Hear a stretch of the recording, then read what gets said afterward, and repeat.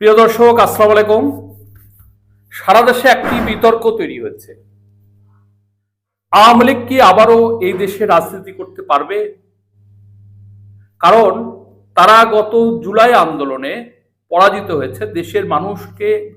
দেশের মানুষ তাদেরকে পরাজিত করেছে। তারা গত 15.5 বছরে একটি গণতান্ত্রিক রাজনীতির যে ধারাবাহিকতা সেটা রক্ষা না করে তারা খুন করেছে, গুম করেছে, মানবতাবাদী অপরাধের যত সমস্ত কাজ তারা সে অপরাধ করেছে।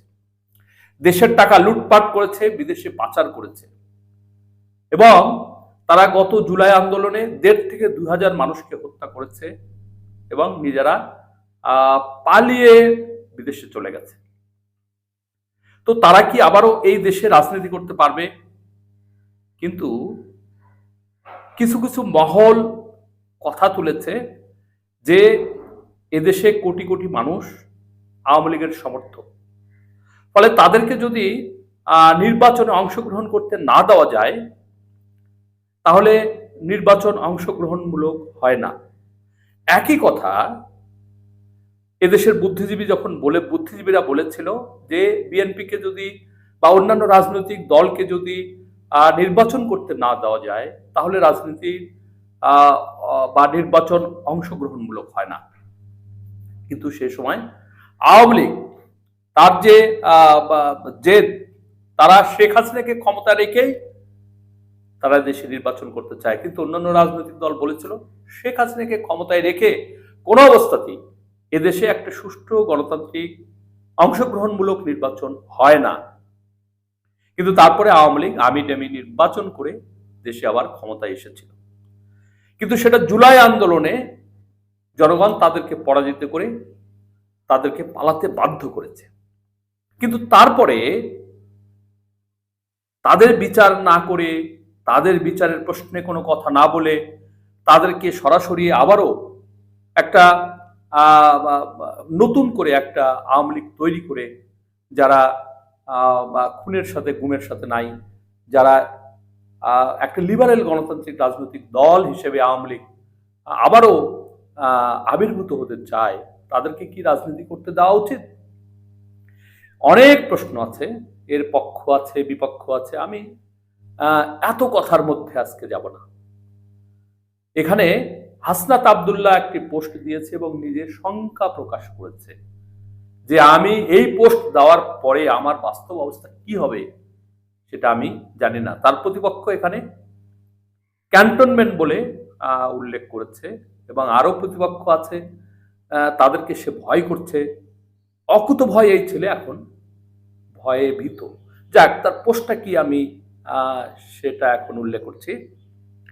এই পোস্ট দেওয়ার পর আমার কি হবে আমি জানি না। প্রিয় দর্শক, সে ফেসবুকের পোস্টটি যুগান্তর তার একটি রিপোর্ট করেছে, আমি সেই রিপোর্টটা আপনাদের সামনে উল্লেখ করছি।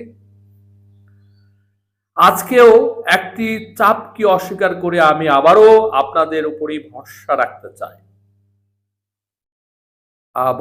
চাই। এটা জনগণের উপর বা জনগণকে কেন্দ্র করেই সে বলেছে। এই পোস্ট দেওয়ার পরে আমার কি হবে আমি জানি না। নানামুখী প্রেসারে আমাকে হয়তো পড়তে হবে, হয়তো বিপদেও পড়তে হতে পারে, কিন্তু আওয়ামী লীগ নিষিদ্ধের প্রশ্নে কোনো ধরনের আপোষ করার সুযোগ নেই বলে জানিয়েছেন জাতীয় নাগরিক পার্টির দক্ষিণাঞ্চলের সংগঠক হাসনাত আব্দুল্লাহ। বৃহস্পতিবার 20 মার্চ সামাজিক মাধ্যম ফেসবুকে এক পোস্টে তিনি এসব কথা বলেন। গত 11 মার্চ তিনি সহ আরো দুজনকে আসন সমঝোতার ভিত্তিতে আওয়ামী লীগকে পুনর্বাসনের প্রস্তাব কথা তিনি তুলে ধরেন। হাসনাত আব্দুল্লাহ বলেন, আমি সহ আরো দুজনের কাছে ক্যান্টনমেন্ট থেকে এই পরিকল্পনা উপস্থাপন করা হয়। 11 মার্চ দুপুর 2:30টায় আমাদের প্রস্তাব দেওয়া হয় আসন সমঝোতার বিনিময়ে আমরা যেন এই প্রস্তাব মেনে নেই। আমাদেরকে বলা হয় এরই মধ্যে একাধিক রাজনৈতিক দলকে এই প্রস্তাব দেওয়া হয়েছে, তারা শর্ত সাপেক্ষে আওয়ামী লীগ পুনর্বাসনে রাজি হয়েছে। একটি বিরোধী দল থাকার চেয়ে একটি দুর্বল আওয়ামী লীগ সহ একাধিক বিরোধী দল থাকা নাকি ভালো। ফলশ্রুতিতে আপনারা দেখবেন গত 2 দিন গণমাধ্যমে আওয়ামী লীগের পক্ষে একাধিক রাজনীতিবিদ বয়ান দেওয়া শুরু করেছেন। তিনি বলেন, আমাদের আরো বলা হয় রিফাইন্ড আওয়ামী লীগ যাদের দিয়ে করা হবে তারা এপ্রিল মে থেকে শেখ পরিবারের অপরাধ স্বীকার করবে, হাসিনাকে অস্বীকার করবে এবং তারা বঙ্গবন্ধুর আওয়ামী লীগ করবে এমন প্রতিশ্রুতি নিয়ে জনগণের সামনে হাজির হবে। আমাদের এই প্রস্তাব দেওয়া হলে আমরা তাৎক্ষণিক বিরোধিতা করি এবং আওয়ামী লীগের পুনর্বাসনের পরিকল্পনা বাদ দিয়ে আওয়ামী লীগের বিচার নিয়ে কাজ করার কথা জানাই। উত্তরে আমাদের বলা হয়, আওয়ামী লীগকে ফিরতে কোনো ধরনের বাধা দিলে দেশে যে সংকট সৃষ্টি হবে তার দায়ভার আমাদের নিতে হবে এবং Awami League must come back. Hasnat তার পোস্টে লেখেন, আলোচনার এক পর্যায়ে বলি যে দল এখনো ক্ষমা চায়নি, অপরাধ স্বীকার করেনি, সে দলকে আপনারা কিভাবে ক্ষমা করে দেবেন? অপরপক্ষ থেকে রেগে গিয়ে উত্তর আসে, you people know nothing, you lack wisdom and experience, we are in this service for at least 40 years. তোমরা কিছুই জানো না, তোমাদের প্রজ্ঞা আর অভিজ্ঞতার অভাব আছে, আমরা এখানে 40 বছর ধরে আছি, তোমার বয়সের থেকে বেশি, তাছাড়া আওয়ামী লীগ ছাড়া অন্তর্ভুক্তিমূলক নির্বাচন হবে না।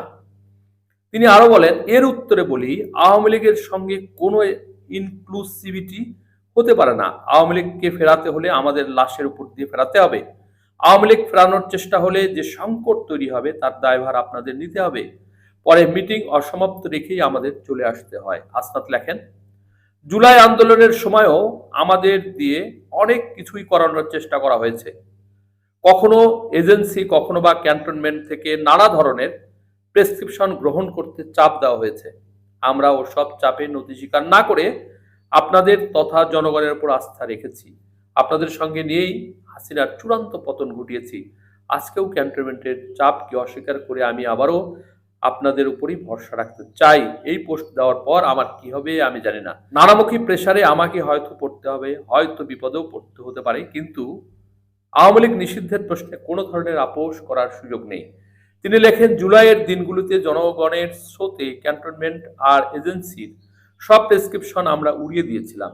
আজ আবারও যদি আপনাদের সমর্থন পাই, রাজপথে আপনাদের পাশে পাই, তবে আবারও এই আওয়ামী লীগ পুনর্বাসনের ভারতীয় ষড়যন্ত্রও আমরা উড়িয়ে দিতে পারবো। আসুন সব যদি কিন্তু পাশে রেখে আওয়ামী লীগের বিরুদ্ধে আমরা ঐক্যবদ্ধ হই। আওয়ামী লীগ রাজনীতি করতে পারলে জুলাই ব্যর্থ হয়ে যাবে। আপনাদের শরীরে এক বিন্দু, আমাদের শরীরে এক বিন্দু রক্ত থাকা পর্যন্ত আমাদের শহীদদের রক্ত আমরা বৃথা যেতে দেব না।